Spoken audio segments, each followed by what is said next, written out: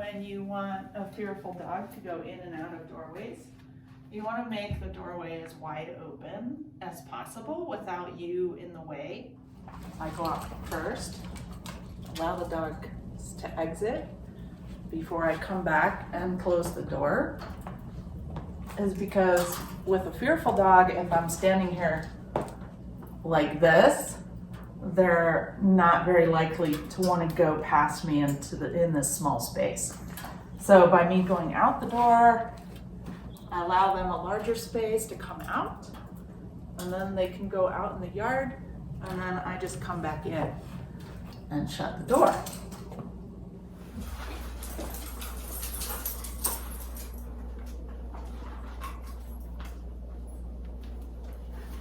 So when we go out the door, I make sure she's out of the door before I come back and close it.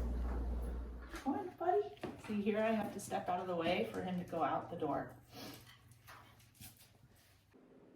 Here, Hawkeye comes up and wants to exit out the door, but I'm blocking his way. Plus, I'm facing him, which is intimidating and telling him not to pass. And once I step back and give him more space, he freely exits the door. Just be aware of your body language and if you're actually blocking your dog's way or making them unsure if they should or should not come in and out of the door.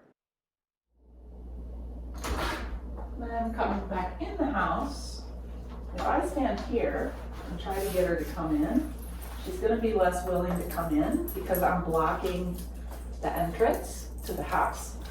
So what you have to do is step way into the house, have her come in like this, and then go behind and close the door. Again, this is where a nice long lead comes in handy. So you don't want to open the door just a little bit and expect them to come in. You want to open the door all the way, and if needed, you're going to have to step out of the way. If I stand here, he doesn't necessarily want to come in.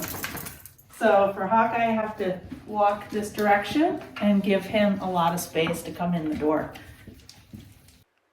Hawkeye is extremely sensitive to body pressure, so I have to turn away from him and walk the direction that I want him to go, and this leaves a much larger space for him to enter the door.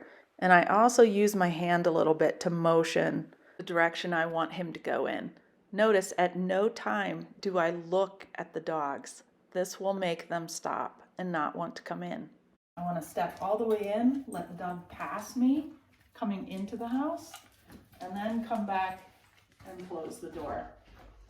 If I try to have a fearful dog right here, and then I go to close the door, I'm going to be stepping into their space, and they're probably going to run right back out the door.